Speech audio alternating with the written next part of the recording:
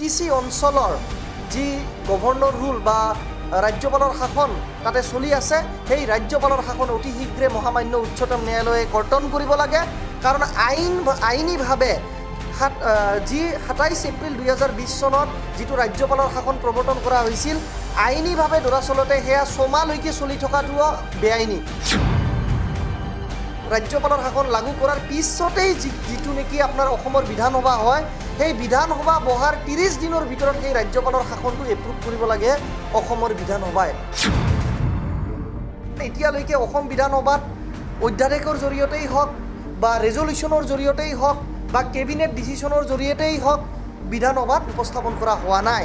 অৰ্থাৎ গভৰ্ণৰ মহোদয়ে দৰাচলতে ভয় খাইছে যে অসম বিধানসভাত যদি তেওঁ গভৰ্ণৰ ৰুলৰ ৰেজলিউশ্যনখিনি আনে যে বিটিচিত পুনৰাই গভৰ্ণৰ ৰুল প্ৰৱৰ্তন কৰিব লাগে বা গভৰ্ণৰ ৰুলৰ যি বা ৰাজ্যপালৰ শাসনৰ বৃদ্ধি কৰিব লাগে, তেতিয়াহ'লে সেই ৰেজলিউশ্যনখন দৰাচলতে ধূলিচ্ছাত হৈ যাব অসম বিধানসভাত। আৰু দ্বিতীয় ভুলটো হ'ল যে গভৰ্ণৰে এতিয়া অবৈধভাৱে 30 ছেপ্টেম্বৰৰ পিছত এতিয়া আজি ক'ব গ'লে অক্টোবৰৰ আজিৰ দিনটো হ'ল 13 তাৰিখ, তো 13 দিন হৈ গ'ল গভৰ্ণৰে অবৈধভাৱে তাতে শাসন চলাই আছে। এই সংবাদ মেলটো থুলুংগা বসুমতাৰী আৰু মই ৰাজকুমাৰ পৃথ্বীৰাজ নাৰায়ণ দেৱ মেছে সম্বোধন কৰিছোঁ। আৰু আমি দুয়োৱে এই সংবাদ মেলটো এই কাৰণে সম্বোধন কৰিছোঁ যে আপোনালোকে জানে যে বিগত 6 মাহৰ পৰা ক'ব গ'লে 27 এপ্ৰিলৰ তাৰিখৰ পৰাই বিটিচি অঞ্চলত অৰ্থাৎ বড়োলেণ্ড টেৰিটৰিয়েল কাউন্সিলত গভৰ্ণৰ ৰুল তথা ৰাজ্যপালৰ শাসন প্ৰৱৰ্তন কৰা হৈছে। আৰু সেই ৰাজ্যপালৰ শাসন আইন অনুযায়ী 6 মাহ হিচাপে আগন্তুক 27 অক্টোবৰ 2020 চনত এই যি বিটিচিৰ ৰাজ্যপালৰ শাসন তাৰ ম্যাদ উকলি যাব। এতিয়া কথাটো হ'ল যে 27 অক্টোবৰ 2020 চনত যি গভৰ্ণৰ শাসন বা ৰাজ্যপালৰ শাসন যি উকলি যাবলগীয়া কথা চলি আছে, কিন্তু তাৰ মাজতে বিজেপিয়ে হওক বা BPF-এ হওক বা UPPL-এ হওক বা বিভিন্ন ৰাজনৈতিক দলসমূহৰ ভিতৰত এক যুঁজা চলিছে যে নিৰ্বাচন কেতিয়া হ'ব বা নিৰ্বাচন কেতিয়া হ'ব বা ডিচেম্বৰত হ'ব নে নৱেম্বৰত হ'ব বা কোন মাহত হ'ব। কিন্তু আমি ইয়াতে অৰাজনৈতিকভাৱে আপোনালোকৰ ওচৰত সংবাদ মেলটো সম্বোধন কৰিছোঁ, কাৰণ আমাৰ কথাটো হ'ল যে গভৰ্ণৰ ৰুল যেতিয়া এখন টেৰিটৰিত বা পৰিষদত লাগু কৰা হয়, সেই গভৰ্ণৰ ৰুল প্ৰৱৰ্তন কৰাৰ পিছত গণতান্ত্ৰিকভাৱে ৰাইজৰ অধিকাৰ বহুতখিনি খৰ্বগ্ৰস্ত হয়।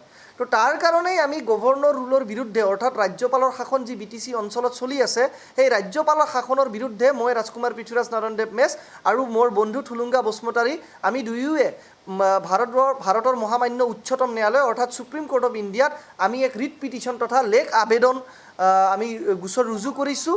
সেই লেখ আবেদনৰ ডায়েৰী নম্বৰ হ'ল 22055 অৰ্থাৎ ডায়েৰী নম্বৰ 22055 2205/2020। আৰু সেই লেখ আবেদনৰ জৰিয়তে আমি দুটা প্ৰেয়াৰ মহামান্য উচ্চতম ন্যায়ালয়ৰ ওচৰত ৰাখিছোঁ যে বিটিচি অঞ্চলৰ যি গভৰ্ণৰ ৰুল বা ৰাজ্যপালৰ শাসন তাতে চলি আছে, সেই ৰাজ্যপালৰ শাসন অতি শীঘ্ৰে মহামান্য উচ্চতম ন্যায়ালয়ে কৰ্তন কৰিব লাগে। কাৰণ আইনীভাৱে যি 27 এপ্ৰিল 2020 চনত যিটো ৰাজ্যপালৰ শাসন প্ৰৱৰ্তন কৰা হৈছিল, আইনীভাৱে দৰাচলতে সেয়া 6 মাহলৈকে চলি থকাটোও বেআইনী।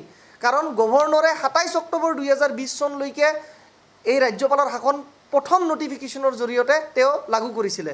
কিন্তু কথাটো হ'ল 6ষ্ঠ অনুসূচীৰ ৰেলিভেণ্ট প্ৰভিজন অনুযায়ী as per the relevant provision of the 6th schedule ৰাজ্যপালৰ শাসন যেতিয়া লাগু কৰা হয়, তাৰ পিছতে পোনপটীয়াভাৱে যিটো ৰাজ্যপালৰ শাসন লাগু কৰাৰ পিছতেই যিটো নেকি আপোনাৰ অসমৰ বিধানসভা হয়, সেই বিধানসভা বহাৰ 30 দিনৰ ভিতৰত সেই ৰাজ্যপালৰ শাসনটো এপ্ৰুভ কৰিব লাগে অসমৰ বিধানসভাই।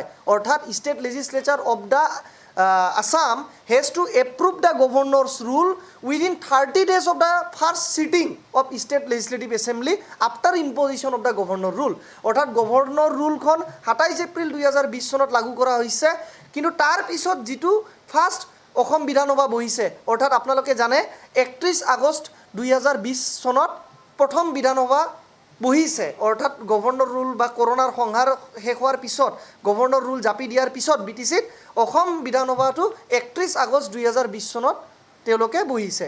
আৰু 31 আগষ্ট 2020 চনৰ পৰা 30 দিন যদি আমি ধৰি লওঁ, তেতিয়াহ'লে 30 ছেপ্টেম্বৰ 2020 চনলৈকে যি গভৰ্ণৰ ৰুল আছিল তাৰ আইনী মতে বৈধতাটো থাকে। 30 ছেপ্টেম্বৰ 2020 চনলৈকে যি নেকি বিগত ক'ব গ'লে পাৰ হৈ গ'ল ছেপ্টেম্বৰ মাহ, সেই ছেপ্টেম্বৰ মাহৰ 30 তাৰিখলৈকে গভৰ্ণৰ ৰুলটো আইনীভাৱে বলবৎ হৈ থাকিব পাৰে। কিন্তু যিহেতুৱে অসম বিধানসভা বহা 30 দিন পাৰ হৈ গ'ল আৰু গভৰ্ণৰ ৰুলখন এতিয়ালৈকে অসম বিধানসভাত অধ্যাদেশৰ জৰিয়তেই হওক বা ৰেজলিউশ্যনৰ জৰিয়তেই হওক বা কেবিনেট ডিচিশ্যনৰ জৰিয়তেই হওক বিধানসভাত উপস্থাপন কৰা হোৱা নাই।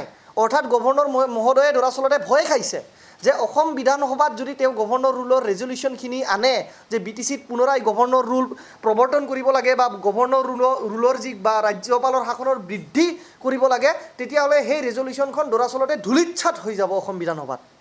আৰু যিহেতুৱে সেই গভৰ্ণৰ ৰুলৰ ৰেজলিউশ্যন ধূলিচ্ছাত হৈ যোৱাৰ শংকা গভৰ্ণৰ মহোদয়ৰ আছে, তাৰ বাবেই মহামান্য গভৰ্ণৰে বা ৰাজ্যপালে এই বিষয়টো অসম বিধানসভাৰ সন্মুখত উপস্থাপন কৰা নাই। আৰু সেইবাবেই আমি মহামান্য উচ্চতম ন্যায়ালয় অৰ্থাৎ সুপ্ৰিম কোৰ্টত আমি গোচৰ ৰুজু কৰিছোঁ থুলুংগা বসুমতাৰী আৰু মই, যে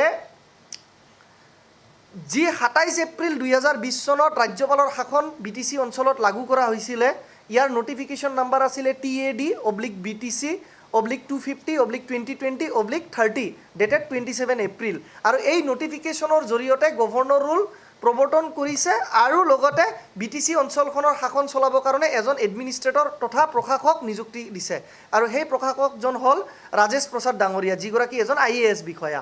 তো আমি সুপ্ৰিম কোৰ্টত কৈছোঁ যে যিহেতুৱে 30 ছেপ্টেম্বৰ 2020 চনৰ পিছত গভৰ্ণৰ ৰুল যিটো জাপি দিছিলে 27 এপ্ৰিল 2020 চনত, সেই গভৰ্ণৰ ৰুলৰ বৈধতাখিনিয়ে শেষ পাইছে।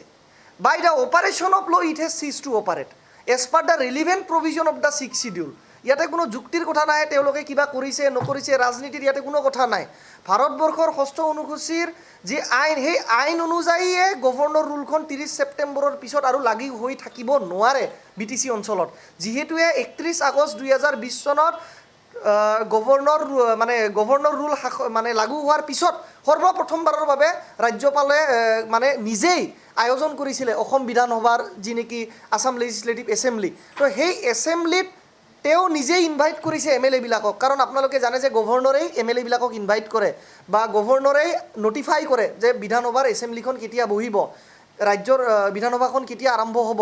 তো কিন্তু সেই ৰাজ্যপালে নিজে নিমন্ত্ৰণ জনালে MLA সকলক, ৰাজ্যপালৰ নিৰ্দেশ মতে ৰাজ্যপালৰ নিৰ্দেশ অনুযায়ী বিধানসভাখন আয়োজন হ'ল। কিন্তু বিধানসভাত কৰোণাত হোৱা স্বত্তেও সকলো বিধায়কে উপস্থিত হ'ল, সকলো ক'ব গ'লে বহুত বিধেয়ক গৃহীত হ'ল বা অনুমোদিতও হৈ গ'ল।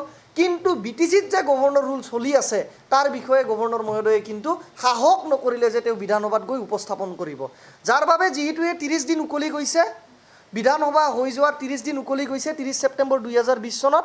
তো গতিকে এই গভৰ্ণৰ ৰুলখন কোনো পধ্যায় আইন অনুযায়ী এতিয়া বলবৎ হ'ব নোৱাৰে আৰু এক্সটেনশ্যন বা ইয়াৰ ম্যাদো বৃদ্ধি কৰিব নোৱাৰে, যে আগন্তুক ডিচেম্বৰত নিৰ্বাচন পাতিবৰ কাৰণে আমি আৰু 2 মাহ বৃদ্ধি কৰিম বা আমি ৰাজনৈতিক কাৰণে ধৰি লওক 6 মাহ বৃদ্ধি কৰিম, এনেধৰণৰ কোনো এটা দিনৰ বাবে বৃদ্ধি হ'ব নোৱাৰে।